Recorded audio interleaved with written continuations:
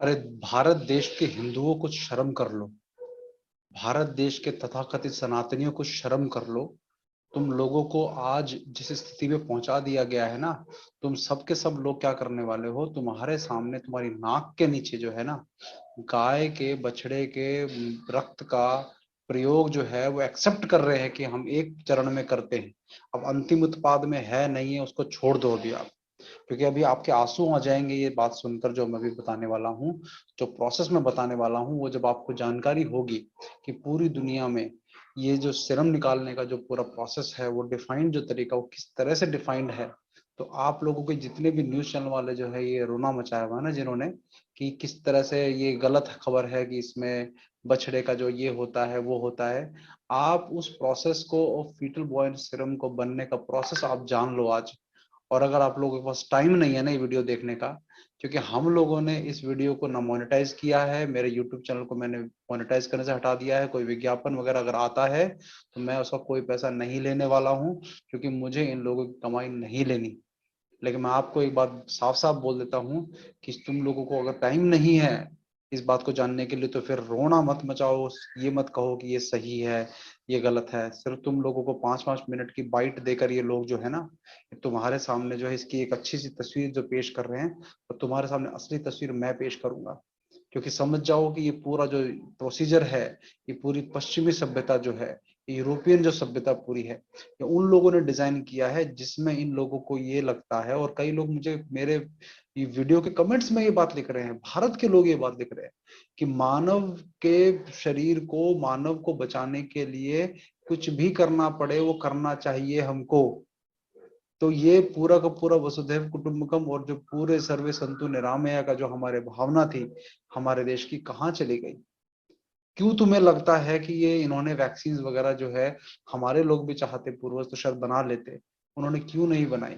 क्योंकि पूरी दुनिया में जो है काफ सीरम जो है वो इन्होंने प्रोसेस डेवलप किया है, उसका काफ सीरम का प्रोसेस डेवलप किया है, जिसके बाद जो है इन्होंने उसको एक ऐसा मूल्य धरोहर बना दिया कि भाई इसके बिना जो है वैक्सीन बन नहीं सकती। तो पहले तो वैक्सीन का जो विकास पूरा जो तरीका इन्होंने करा है वो गलत, फिर उस वैक्सीन को विकसित करने के लिए जो काफ सीरम की इंपॉर्टेंस है, महत्व इन्होंने कर दिया है, वो गलत।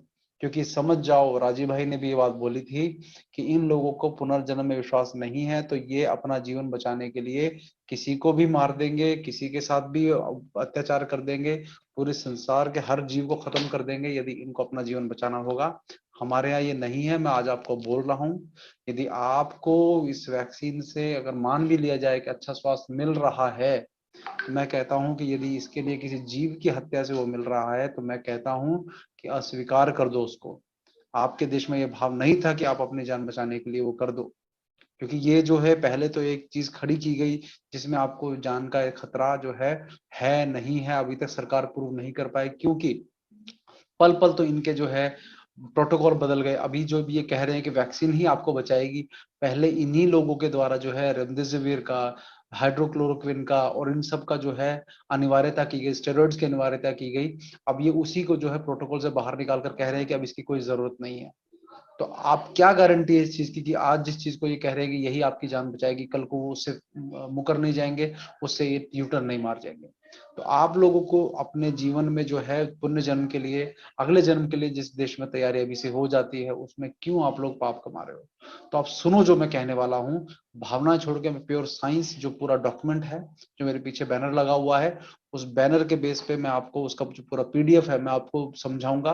5-10 मिनट में कोशिश करूंगा करने की। ध्यान से सुनना, धैर्य से सुनना। अगर सुनने की हिम्मत नहीं तो तुरंत इस समय वीडियो को छोड़ के निकल जाओ। फालतू की जो है टिप्पणियां नहीं चाहिए तुम लोगों से, मूर्खों वाली टिप्पणियां नहीं चाहिए। अगर समझना है तो दूसरों को समझाने के लिए पहले खुद समझो, फॉरवर्ड करने में मत लग जाओ इस वीडियो को।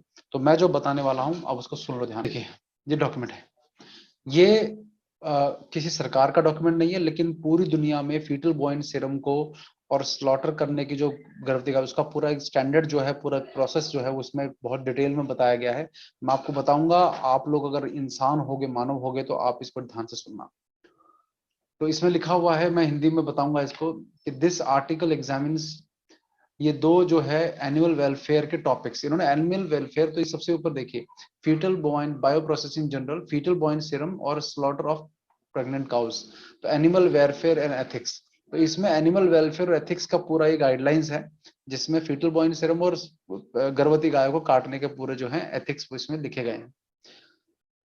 ये आर्टिकल जो है जानवरों के दो टॉपिक्स को कवर करता है, जो इसमें पहला है लिखा हुआ है इसमें कि ट्रांसपोर्टेशन ऑफ, गर्भवती गाय है उसको लाने ले जाने की जो व्यवस्था है, और फीटल बॉइन सीरम की जो है वो कलेक्शन की जो है, जो सीरम जो है वो कलेक्ट किया जाता है।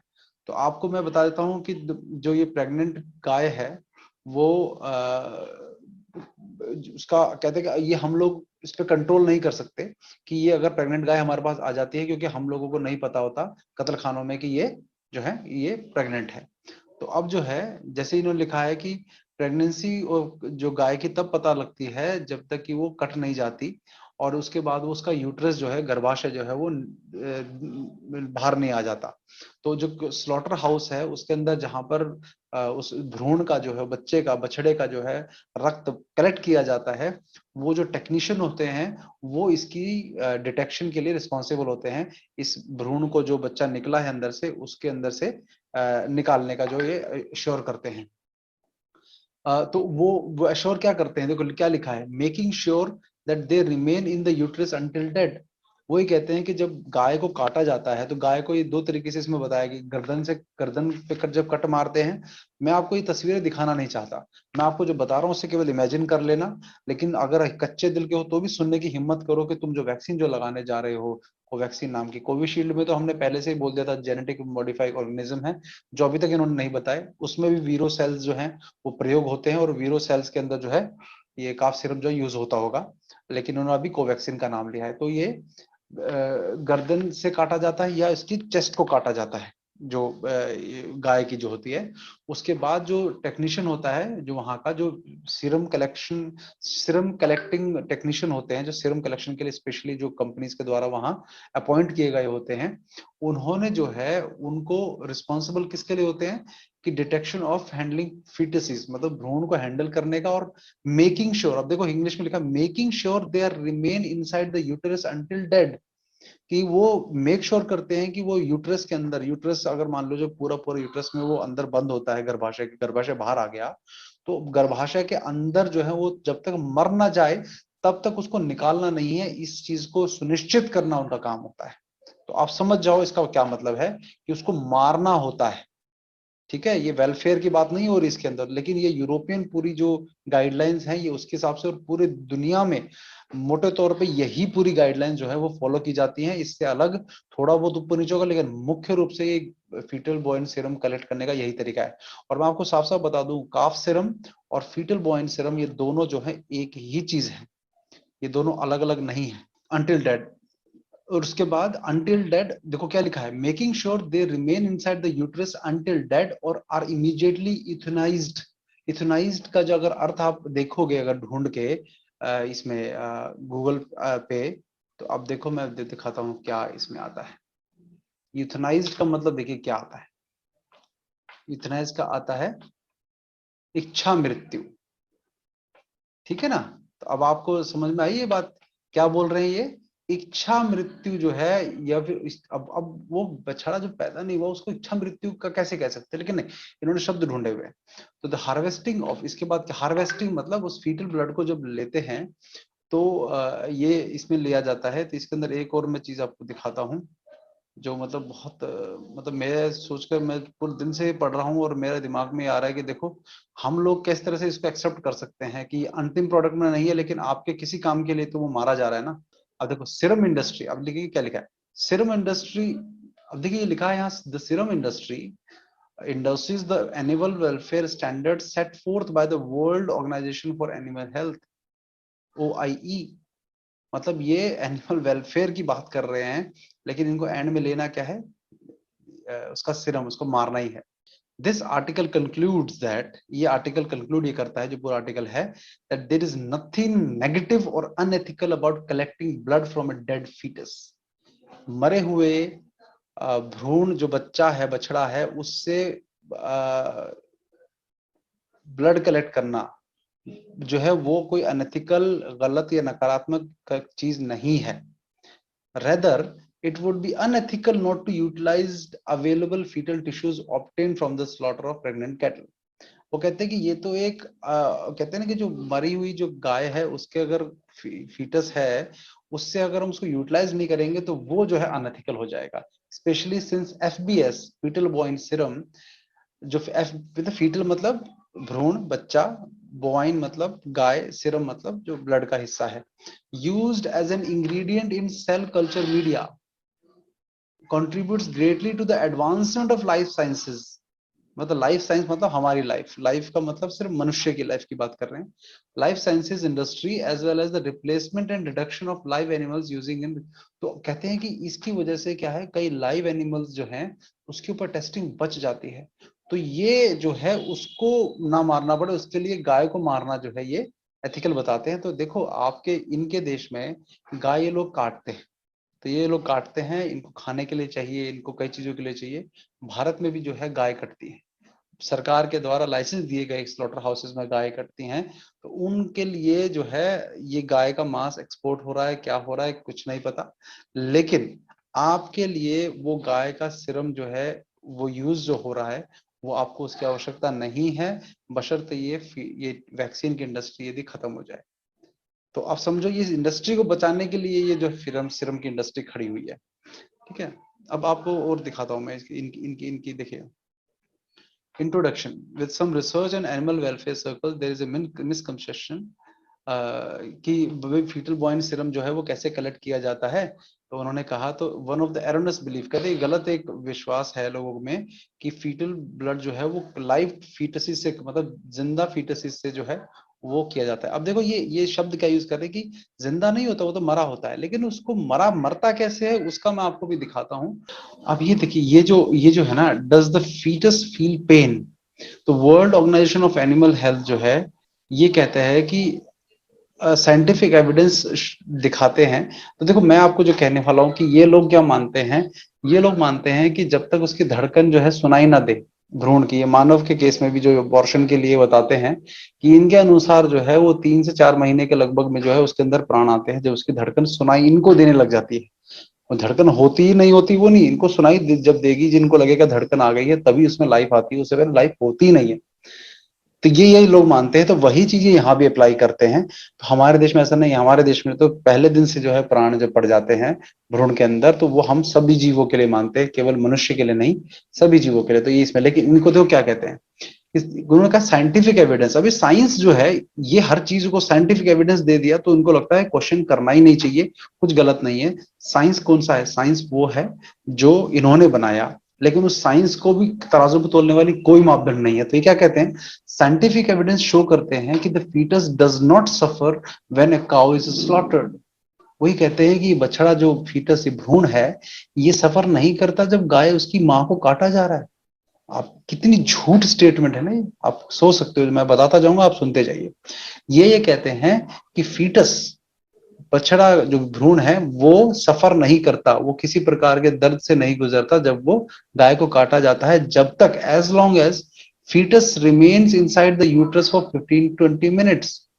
जब वो काटने के बाद 15-20 मिनट तक उसके गर्भाशय के अंदर, जो गर्भाशय बाहर आ गया, कट कट गई गाय और गर्भाशय बाहर आ गया, तो 15 से 20 मिनट तक वो रहेगा अंदर, तो उसको किसी प्रकार का कोई दर्द नहीं होता। ये लोग कह रहे हैं, क्योंकि the time it takes the fetus to die, ये देखिए 15 से 20 मिनट तक का उसका समय होता है। तो उस जिसके अंदर वो गर्भाशय के जब तक अंदर है, इनको लगता है कि तब तक उसमें जीवन नहीं है। तो द टाइम, तो 15 से 20 मिनट लगते हैं, तो इतनी देर में वो मर जाता है। The time it takes for the fetus to die. तो मतलब कोई चीज मर रही है, इनको लगता है उनको दर्द नहीं लगता। तो सीरम इंडस्ट्री जो है वो both European serum products association और इंटरनेशनल सीरम इंडस्ट्री एसोसिएशन, तो ये पूरी यूरोपियन इंडस्ट्री है और एक जो इंटरनेशनल है।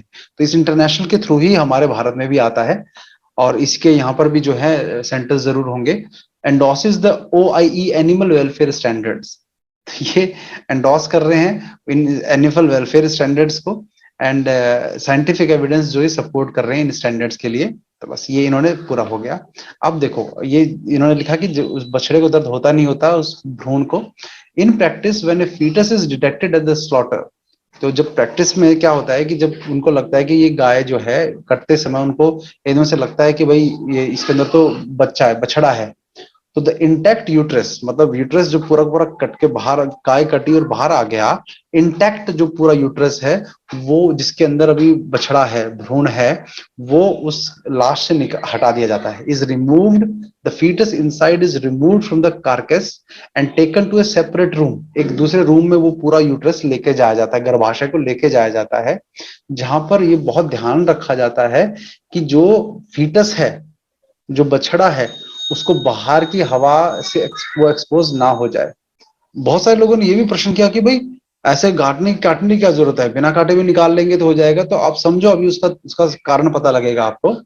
अभी अभी सुनते जाना है, ये मतलब अगर इमेजिन करोगे ना, तो आप, अगर आपके अंदर मानवता जिंदा है ना, तो आपके अंदर दर्द होगा कि क्या वास्तव में हो रहा है। Fetus is exposed to the outside air. अब ये देखना, ये आपको मैं दिखाता हूं क्या बोल रहे हैं ये लोग। फीटसिस मतलब बछड़े या भ्रूण जो बाहर की एयर से एक्सपोज हो जाते हैं, मतलब अगर गलती से यूट्रस काटते समय कट गया, निकल गया वो बाहर, तो वो इमीडिएटली, अगर वो बाहर की हवा से ऑक्सीजन उनको मिलने लगी, तो इमीडिएटली उनको स्टन्ड कर दिया जाता है और इथनाइज्ड कर दिया जाता है। स्टन का मतलब समझते हैं आप? तो एक स्टन गन होती है, वो माथे पे मार के उसको जो है स्टन कर दिया जाता है, उसको मार दिया जाता है एक तरह से। वो गन को यदि मैं आपको दिखाऊंगा अभी थोड़ी देर बाद, उसका नाम आएगा। The average time elapse between the slaughter of the cow. तो कहते हैं कि जो एवरेज टाइम जो गाय के कटने में और जो भ्रूण को निकालकर अलग से, तो वो कम से कम जो स्टैंडर्ड इनका है वो 15 से 20 मिनट का होता है। तो एक वेटनरी जो इंस्पेक्टर था फ्रेंच का, उसने स्लॉटर हाउस में रिपोर्ट किया कि तो जो है ये टाइम जो है वो 40 मिनट तक का भी टाइम जो है, तो ये स्टैंडर्ड तो 15 से 20 मिनट का है, लेकिन 40 मिनट तक का भी टाइम जो है कहते रहते, उसमें कोई भी वाइटल साइंस फीटस के अंदर नहीं, वाइटल साइंस मतलब जीवित रहने के कोई चिन्ह इनको नहीं दिखाई देते, तो कहते हैं कि वो ठीक रहता है। तो आप समझो, उसको यूट्रस से बाहर ना निकाल के उसकी माँ का पेट काट के उसको मार देते हैं, फिर कहते हैं कि वो जिंदा नहीं था, उसको मारा नहीं जाता, वो तो मर जाता है। ऐसी सिचुएशन पैदा करते हैं, ये खुद नहीं काटते उसके अंदर। तो since fetuses are away always dead prior to harvesting blood, harvesting blood का मतलब समझेंगे कि जो ब्लड उनके हार्ट में से पंचर करके निकालना है ना, तो उस हार्वेस्टिंग, उसको बोलते हैं ब्लड हार्वेस्टिंग, जिसमें से सीरम निकाला जाएगा। तो वो फीटसेस कहते हैं कि हमेशा ब्लड हार्वेस्टिंग से पहले मरे हुए ही होते हैं। तो ये उन्होंने कह दिया कि हम नहीं मारते। वेदर और not they may feel pain, whether or not whether or not they may feel pain, distress or discomfort beforehand is directly related to the presence of slaughter house। तो मतलब ये है कि वो फील, उनको दर्द हो रहा है, कुछ भी हो रहा है, तो ये जो वहां पर्सनल जो बंदा अपॉइंट किया हुआ है उसके ऊपर निर्भर करता है कि वो उसे किसी प्रकार की दिक्कत ना हो, लेकिन मोस्टली तो मरे होते हैं। हाँ, इनकी भाषा भगवान ईश्वर बचाए। देखो कैसे भाषा इन्होंने लिखी है कि पूरा किसी जानवर को मारने के लिए। आपका देश ये नहीं था। देखो आपको अब ये दिखाता हूँ, OIE terrestrial animal health code chapter 7.5। तो ये एक उस जो जो मैंने अभी गाइडलाइन की बात ऊपर कर रहा था, उसकी ना चैप्टर 7.5 की ये हेल्थ कोड है।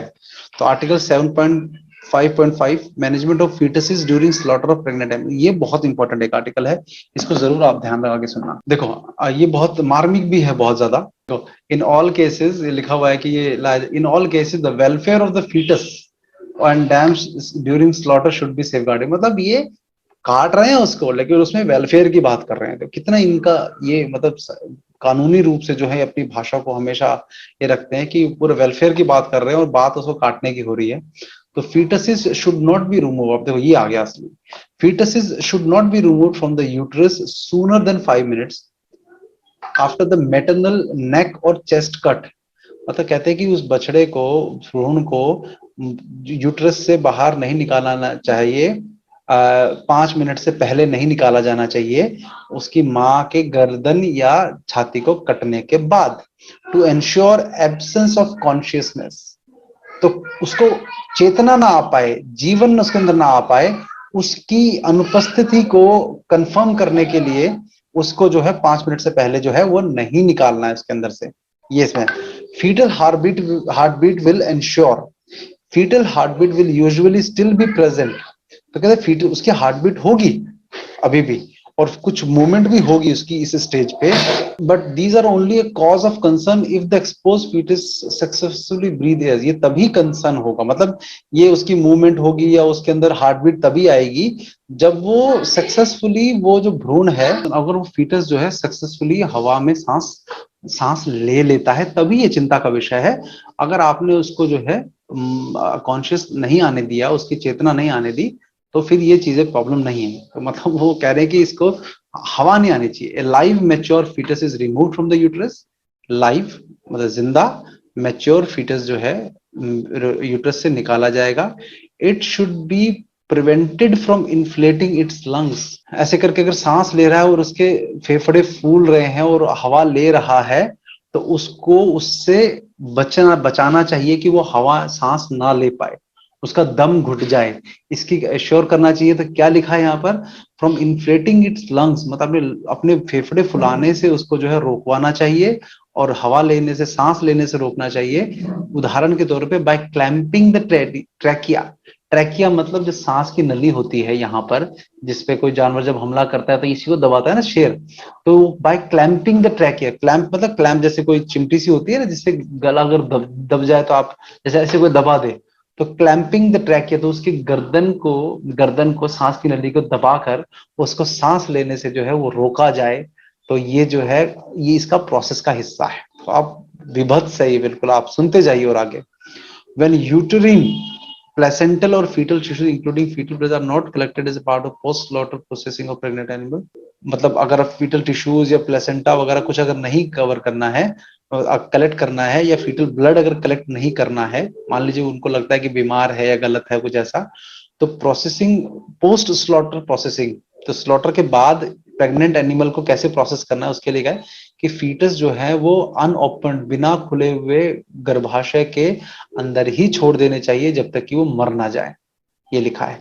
तो व्हेन यूट्रिन और इफ, और जब ये कलेक्ट करने हो ये सब प्लेसेंटा, फीटल टिश्यू सब, फिर practical fetuses should not be remove for at least 15 से 20 मिनट तक वो यूट्रस से नहीं निकाले जाने चाहिए, तब ये नियम है।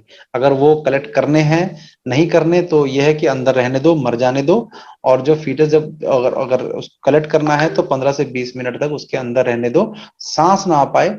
तो आफ्टर द, किसके बाद, 15 से 20 मिनट किसके बाद, जब ना गला या चांच से उसकी काट दी जाए। अगर कोई डाउट होता है कि भाई उसके अंदर कोई चेतना तो नहीं, अगर if there is any doubt about consciousness, मतलब बछड़े के अंदर जीवन तो में सांस तो नहीं ले रहा है या उसके अंदर चेतना तो नहीं आ रही है, the fetus should be killed with a captive bolt of in appropriate size. Captive bolt आपको पता है क्या होता है? कैप्टिव बोल्ट अगर आप सर्च करोगे ना, आपको दिखाता हूँ। कैप्टिव बोल्ट होता है ये कैप्टिव बोल्ट होता है। ये गन सी होती है। ये गन को कैसे यूज करते हैं मैं दिखाता हूँ आपको। ये गन को ऐसे यूज करते हैं। ये इस गन से एक झटका लगेगा और सीधी गाय के जो है माथे पे लगेगा, और जो है गाय उसी समय मर जाएगी, उसका दिमाग पे सीधी चोट लगेगी। तो ये कैसे ऐसे काम करता है कि ये सीधा स्टन, ये गन यहाँ लगती है और इसका ब्रेन, दिमाग यहाँ होता है, तो दिमाग एकदम से वो खत्म करती है। इस तरह से गन जो है मारी जाती है विद कैप्टिव बोल्ट, है ना, हेड स्टनिंग बोला जाता है इसको। ये जो है ये किया जाता है।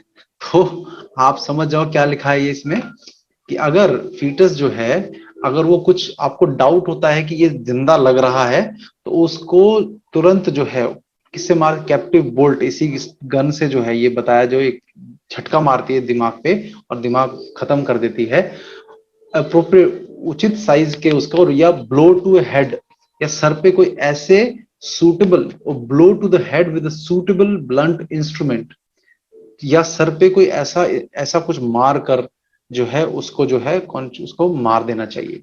ये इसमें साफ साफ प्रोसेस में लिखा हुआ है। तो above recommendation do not refer to fetal rescue. ये जो तो रिकमेंडेशन है ना, ये फीटल के रेस्क्यू के लिए नहीं है, क्योंकि कहते हैं कि फीटल का रिवाइवल, मतलब किसी तरह का रेस्क्यू जो है वो अटेम्प्ट नहीं करना चाहिए नॉर्मल कमर्शियल स्लॉटर के time.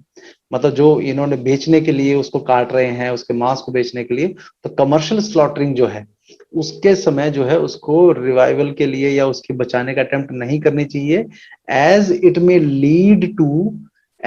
Lead to serious welfare complication in the new born animal.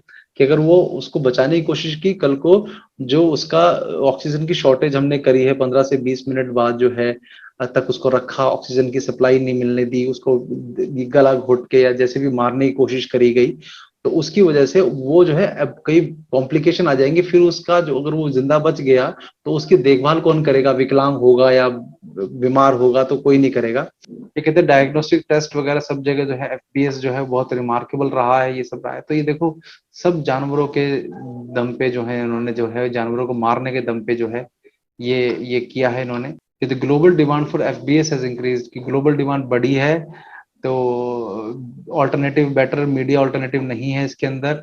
Serum collected at, जो स्लॉटर हाउस में सीरम कलेक्ट किया जाता है वो बहुत यूनिक, वैल्यूएबल और वाइटल होता है लाइफ साइंसेस के लिए। तो इसीलिए जो एफबीएस जो है लिया जाता है। और काफ सीरम और एफबीएस दोनों एक ही चीज है, मैं पहले बता चुका हूँ। Has made tremendous contribution to human health and animal health. देखो ये अभी इन्होंने लिखा हुआ है कि unnecessary suffering of fetus in slaughter house is avoided. Unnecessary suffering नहीं करने देते, मार देते हैं तुरंत। और when they are retrieved and properly handled by serum industry technicians, serum industry के टेक्नीशियंस वहां स्लॉटर हाउसेज में हमेशा उपस्थित रहते हैं। The fetus is dead at the time of the blood is harvested, जब ब्लड निकाला जाता है पंचर करके उसमें से। और the fetus dies from the lack of oxygen by remaining in the protective environment. तो कहते हैं कि वो ऑक्सीजन की कमी से जो है वो मर जाता है 15 से 20 मिनट में, जब उसकी गाय उसकी माँ कट जाती है। तो animal welfare aspects of the handling fetuses are supervised. तो कहते हैं एनिमल वेलफेयर जो है वो ठीक से हो, इसके लिए जो है स्लॉटर हाउसेज की जो अथॉरिटीज हैं और सीरम कंपनीज की जो वो हैं एम्प्लॉयज हैं, वो सब जो है उसका एश्योर करते हैं। देर इज नथिंग नेगेटिव और अनएथिकल अबाउट द, कहते कोई गलत नहीं है, कुछ नेगेटिव नहीं है ब्लड लेने के। The FBS industry, fetal bovine serum industry endorses, ये सब जो है is fetal blood is carried out. तो मतलब ये अब पूरा जो आप पढ़ लोगे इसको ना अगर, तो देखोगे कि ये कहते हैं कि हम लोग जो है उसको, एक तो पहले उसकी माँ को मार दिया गया, वो इनको गलत नहीं लग रहा, तो वो आपके लिए सबसे बड़ा, आपकी गौ माता जो है उसको जो है काट दिया जाता है, और भारत में यदि वो कट रही है उसके बाद उसको उसको तो अभी बात ही नहीं कर रहे हैं लोग। उसके बाद आपका बच्चा जो निकलता है, उस बच्चे को भी जो है ऐसी कंडीशन उपस्थित कर दी जाती है कि वो जीवन उसमें ना आए। फिर उसके बाद ये कहते हैं कि हाँ, हम जब ब्लड निकाल रहे हैं, सीरम के लिए ब्लड उसके जो हार्ट में सुई घुसाकर जो है निकाला जाता है, तो वो उस समय मर चुका होता है। तो ये अनएथिकल नहीं है, उसको मारा नहीं जाता, वो तो मर चुका होता है। तो ये कानूनी रूप से इन्होंने इसको जामा पहनाया हुआ है। तो साथियों, सीरम, काफ सीरम के बारे में जो भी बहस चल रही है, अब इसको मत देखो कि एंड प्रोडक्ट में है कि नहीं है, लेकिन एक जानवर को जो है वो मारा जा रहा है इतनी बुरी तरह से, उसके लिए ऐसे नियम बनाए जा रहे हैं जिसमें उसके गला घोट कर, उसका ऑक्सीजन उसकी माँ को काट कर, पूरा एक प्रोसेस, बिल्कुल एक धंधे की तरह इसको जो किया जा रहा है पूरी दुनिया में, उसका हिस्सा भारत को तो मत बनने दो कम से कम। तो आप लोग कम से कम इसके लिए अपने मन में कुछ कुछ तो भावना जगाओ और इसका विरोध करो कि हमें किसी भी स्टेप में जो है वो गाय का सीरम क्यों यूज होना चाहिए, ये पहले क्यों नहीं बताया गया। वैक्सीन सही है गलत है वो बात की बात है, हमें बताया क्यों नहीं गया, बताया जाना चाहिए था। ये भारत है, ये अमेरिका नहीं है, ये यूरोप नहीं है। तो ये रिस्पॉन्सिबिलिटी जो हो एक ऐसी सरकार की जिसको हम हिंदुत्ववादी और 2018 में इनसे उम्मीद कर रहे थे कि गोरक्षा का बिल पास करेंगे, गोरक्षा का बिल पास नहीं हुआ, लेकिन उल्टा इन्होंने हमारे शरीर के अंदर जो है एक काफ सीरम का जो है किसी न किसी रूप में उसका जो प्रयोग हो गया, उसको हमें डालने की ही पूरा का पूरा षड्यंत्र खेल दिया। तो किसके साथ जाए हम? कांग्रेस से हमें कोई उम्मीद है नहीं, लेकिन अब आप लोगों से भी कोई उम्मीद नहीं दिख रही हमको, तो क्या माने हम लोग। तो साथियों, ये जो पूरा मैंने बताया, ये वैक्सीन के लिए जो किया जा रहा है उसका पूरा ये कच्चा चिट्ठा था। इसके बाद भी अगर आप नहीं समझो तो मैं कहता हूँ पाप कमाओ, जो करना है करो, मेरी तरफ से भाड़ में जाओ, मरना है मरो, जीना है जियो, लेकिन गौ हत्या के काम में हम लोग जो है भागीदार नहीं बनेंगे। वंदे मातरम।